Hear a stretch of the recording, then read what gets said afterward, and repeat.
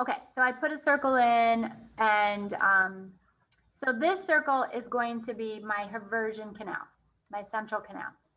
And then, so I got my haversian canal, and then each of the circles outside of it, these are called lamella. So then I'm going to put some cells on my lamella. So some spaces for my cells to sit, these are going to be lacuna. So I think it's helpful, these kind of things, if you just draw them. It kind of looks like an atom the way I'm drawing it. But so I just put in a bunch of lacuna. They're on the edges. And then inside of my lacuna, I'm going to have some osteocytes. I'll make them black. So I'm going to put my osteocytes inside of each of those. So I got most everything drawn. And then, so that's where I say like relationships, right? Be able to describe as you go. And then let's draw some lines. And these are going to then be the, let's do green. These are going to be like canaliculi. Oh, I can't do squiggly lines. I'll work on figuring out squiggle lines. But these are like connecting to the blood supply. So all the little lines that you see are canaliculi. Oops. Does that help?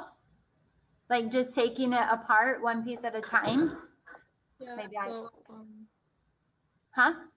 So like the whole circle is called an osteon, right? Yeah, so the whole thing together is the osteon. Mm-hmm. So Okay, this in the square is the osteon as a whole. Or a haversian system, also known as. So if I were to do the other type of bone, it has odd shapes. So what I just drew was the trabeculae. It's filled with matrix. This is filled with matrix. So like if the material itself, whatever color the picture takes, that's matrix. So the same thing, but let's use pink.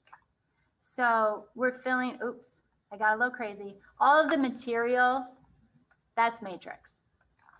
Okay. And then we got like all these polka dotted business out here. That's the bone marrow. So it's not solid. And then inside, we have lacuna, pits, lacuna, lacuna, lacuna, lacuna. And now the cells don't fill up these lacuna quite as much. So then inside a lacuna, I'll put a cell, osteocyte, osteocyte. So these things that you can't really see, I think it's good to practice drawing them yourselves, and then you're better able to identify what each thing is. Did that make a little more sense, even though it doesn't look like the actual drawing?